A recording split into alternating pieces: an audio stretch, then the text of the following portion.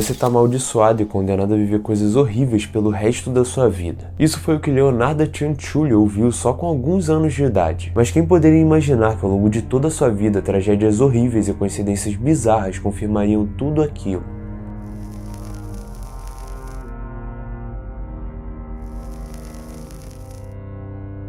Fala rapaziada, mais um caso pra vocês. Se você gostar do vídeo, não esquece de dar um like aqui embaixo e se inscrever no canal pra acompanhar os próximos casos que ainda vão vir. Se você quiser ver casos menores que esse aqui, é só me seguir nas outras redes, principalmente essa P7 Casos, que lá tem casos de 3 a 4 minutos que são tão interessantes quanto esse. E claro, se você quiser ouvir em vez de ver o vídeo, você também pode, porque também é podcast. Então sem mais delongas, bora pro caso de hoje. Foi no início da década de 1940, em Montella, na Itália, que Leonarda Cianciulli nasceu e viveu durante boa parte da sua vida. A mãe de Leonarda era uma mulher extremamente supersticiosa e religiosa, que era casada e vivia uma vida conturbada com o marido. Desde que Leonarda nasceu, a sua mãe já dizia para ela que ela viveria uma vida horrível e cheia de tragédias. Isso porque, segundo ela, Leonarda era fruto de uma relação não consensual que ela teve. Então, como ela cresceu ouvindo isso todos os dias da vida dela, aquilo entrou na mente dela de certa forma, e talvez ao longo desse vídeo você ache que é por causa disso que tudo aconteceu lá na frente. E como ela ouvia todos os dias da vida dela desde que ela nasceu que a vida dela seria horrível, ela tentou tirar a própria vida mais de 2 vezes. E como se isso não bastasse, parecia que os pais dela queriam se livrar dela de alguma forma, e a forma que eles arrumaram para isso era com um casamento arranjado. Então por causa disso eles arranjaram um comerciante que morava ali na região para casar com a filha deles, que na época tinha 15 anos. Só que claramente ela rejeitou o pedido. E ela fez isso até os seus 23 anos, quando por conta própria ela achou uma pessoa que ela queria se casar e se relacionar e seguir a sua vida. E isso tudo aconteceu em 1917,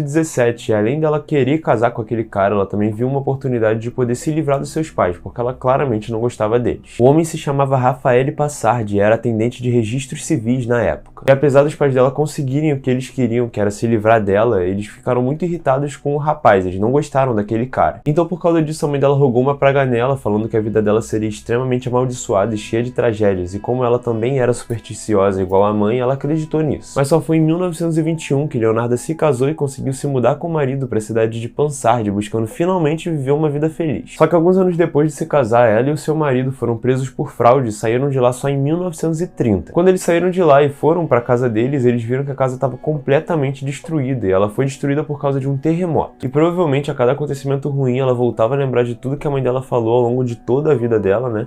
De que a vida dela seria cheia de tragédias e coisas horríveis, e realmente aquilo estava acontecendo. Então depois da casa dela ser demolida, eles se mudaram para Correggio, onde passaram o resto das suas vidas. E como ela realmente estava com aquilo na cabeça de que a vida dela seria cheia de tragédias, ela resolveu que queria adivinhar, queria saber quais eram as próximas tragédias que aconteceriam na vida dela, e por isso ela buscou uma cigana para entender isso. E foi aí que ela ficou em choque quando a vidente falou para ela que todos os filhos que ela teria futuramente morreriam antes dela. E para piorar, como ela não queria acreditar no que a vidente tinha acabado de falar para ela buscou outra pessoa para falar realmente o que aconteceria na vida dela. E quando ela fez isso, a outra cigana falou para ela que ela já tinha sido presa, tipo, adivinhou o que aconteceu, e também falou que ela acabaria a vida em um manicômio criminal. Então, obviamente, vocês podem imaginar a cabeça dela de ouvir sempre aquilo da mãe, e ainda quando ela foi buscar um apoio, né, em ciganas e videntes, as videntes e as ciganas falaram para ela que ela teria uma vida realmente horrível, só confirmando tudo aquilo que ela já pensava. Mas mesmo com isso, ela decidiu que queria ter uma vida feliz, então ela tentou ter filhos com seu marido, e ela conseguiu. No total, ela engravidou 17 vezes, só que 3 dessas gestações o bebê nem conseguiu nascer, e as outras 10, as crianças que ainda eram muito novas, morreram. Então só ficaram 4 filhos vivos, né, que conseguiram crescer, dos 17 que ela teve. E obviamente, como vocês podem imaginar, se só sobraram 4 de 17 gestações, ela realmente tinha eles como tesouro dela. Aqueles 4 filhos eram extremamente preciosos para ela. Então mesmo com esses 4 filhos, aquilo dentro dela de que a vida dela seria horrível ainda estava ali e sempre se fazia presente na mente dela, diariamente. Então ela decidiu buscar uma cartomante para ver o que aconteceria ao longo da sua vida. Só que quando ela foi nessa cartomante, ela novamente teve uma notícia ruim, porque a cartomante falou pra ela que os filhos dela morreriam antes dela e não tinha nada que poderia ser feito. Então quando seu filho Giuseppe quis se alistar e lutar na Segunda Guerra Mundial em 1939, a mulher surtou e sentiu que precisava fazer alguma coisa para fugir do destino que a cartomante leu. Então no meio daquele desespero de não aceitar o teórico destino que a cartomante leu pra ela decidiu que deveria fazer sacrifícios para poder poupar a vida do filho dela, né? Achou que com aqueles sacrifícios de pessoas aleatórias, o filho dela seria poupado e não morreria. E por algum motivo aquela ideia era realmente concreta na mente dela, de que ela deveria fazer aquilo e que realmente aquilo funcionaria de certa forma. Então ela estudou passo a passo de cada vítima que ela faria ali, como sacrifício para poder poupar a vida do filho dela. As vizinhas dela, que eram amigas dela também, sabiam que ela era extremamente supersticiosa e normalmente elas visitavam a casa dela para poder ter uma direção na sua vida, né? Ela não era nenhuma cartomante, nenhuma cigana, nenhuma vidente.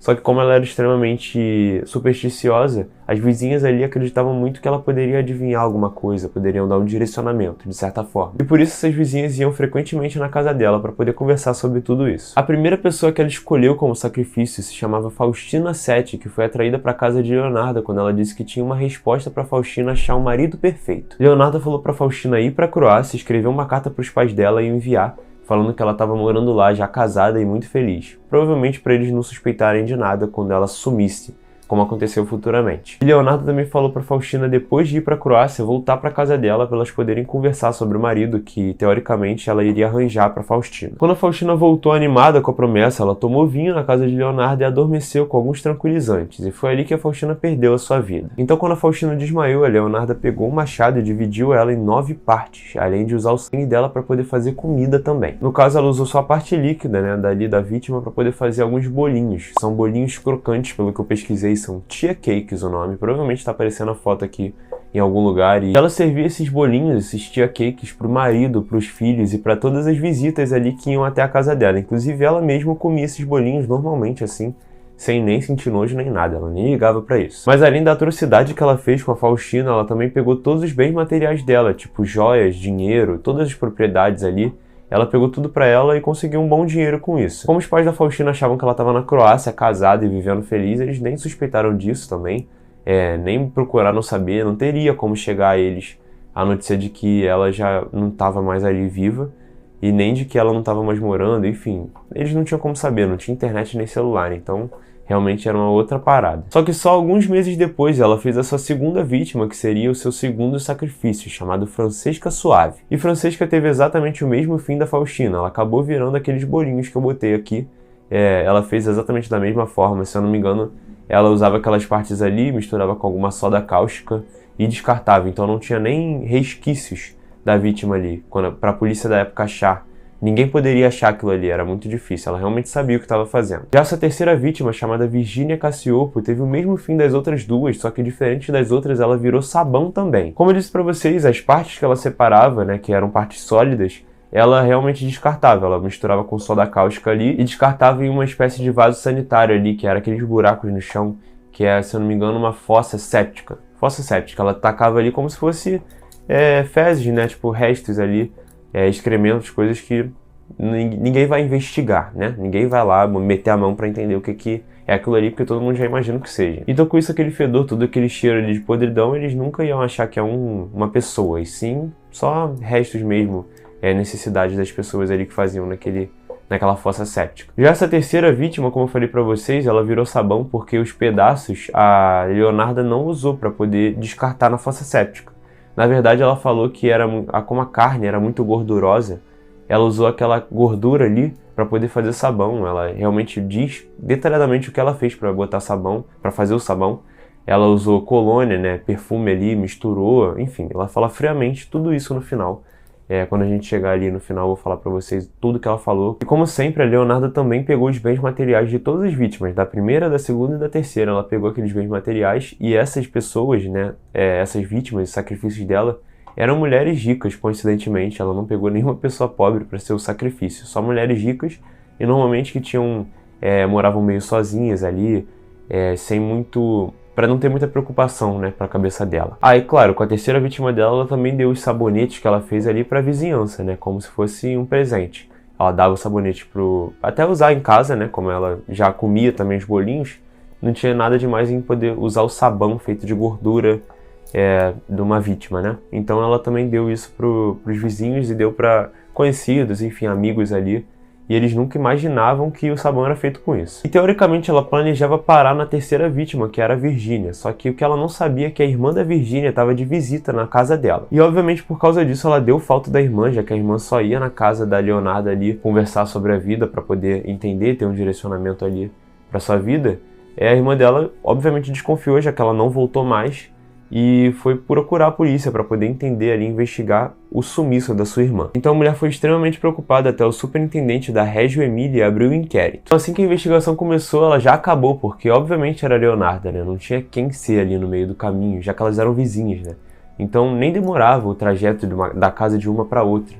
Por causa disso, a polícia obviamente falou com a Leonarda e já entendeu ali, viu que era ela a culpada, porque não era muito difícil de entender aquela situação. Quando ela foi pega, ela se recusava a falar e ela só assumiu e confessou o crime quando teve a possibilidade do seu filho Giuseppe ser incriminado junto com ela por engano. Depois disso, foram horas e horas de declarações horríveis que ela falou, né, pros superintendentes ali, pros policiais e investigadores. Ela detalhou cada coisa que ela tinha feito, cada passo a passo ali. Ela passou uma receita de sabão, passou a receita do bolo, né?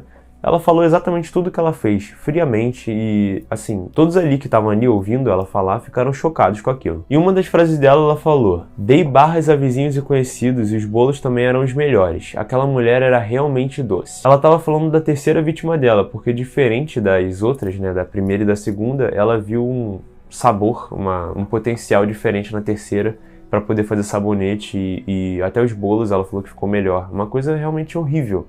Aparentemente ela não via aquelas pessoas como pessoas, né? E não o suficiente, ela ainda continuou falando: "Bem, eu como meus amigos. Se eles também querem ser comidos, eu tô pronta para devorá-los." E ela também disse: "Eu comi as desaparecidas, uma assada, uma estufada e outra cozida." Ela disse que fez tudo aquilo porque a mãe dela mandou, em sonho e também pessoalmente. Só que quando eles foram investigar onde estava a mãe dela estava falecida há anos. Então aquilo era tudo mentira. Ou mentira ou coisa da cabeça dela, porque vocês podem imaginar que na infância ali, como ela teve uma infância, adolescência, até juventude extremamente conturbada e traumatizante, provavelmente ela desenvolveu algum transtorno alimentar. Até que em julho de 1946, a Leonarda foi sentenciada à hospitalização durante 3 anos em um manicômio criminal, além de 30 anos de prisão. Se vocês se lembram da cigana lá do começo, eu acho que a segunda cigana que ela foi, ou a vidente, enfim, cartomante, ela foi em várias mulheres diferentes ali que lidam com superstição. E uma dessas pessoas falou que ela terminaria em um manicômio criminal, e foi exatamente onde ela terminou. Até que quando ela fez 76 anos, ela morreu vítima de uma apoplexia cerebral, em outubro de 1970. É bizarra a crueldade e a frieza dessa mulher, mas também é muito complicado a gente não pensar no trauma, né, da cabeça dela, né? Ela era uma pessoa doente que precisava de ajuda e, assim, provavelmente antes daquilo tudo acontecer. Claro que ela não teve nenhum sinal ali, ela não demonstrou nenhum sinal de insanidade, até porque os vizinhos tinham uma boa relação com ela, todo mundo tinha uma boa relação com ela. Então é como se fosse uma pessoa ali, sua vizinha normal, que você conversa todo dia, e do nada ela vira uma pessoa bizarra, né? Que faz bolo, que pode fazer bolo com você, ou sabão com você, do nada, porque o filho dela vai pra guerra e ela tá com medo dele morrer. Enfim, é realmente muito complicado. Também muito complicado pensar que ela pode ter sido amaldiçoada, né, segundo as pessoas que creem nisso, né, as pessoas que são supersticiosas provavelmente vão acreditar que ela foi amaldiçoada, mas também pode ser muito pelo aquele mental dela, de sempre, todo dia que ela acordava, ela achar que o dia dela ia ser horrível, que a vida dela ia ser horrível, que a semana, o mês e o ano ia ser horrível e ela ia passar por diversas tragédias ali ao longo desse tempo. Então, é aquela parada que você atrai muito que você pensa, né, então se você só pensa em coisa negativa, você só vai atrair aquilo.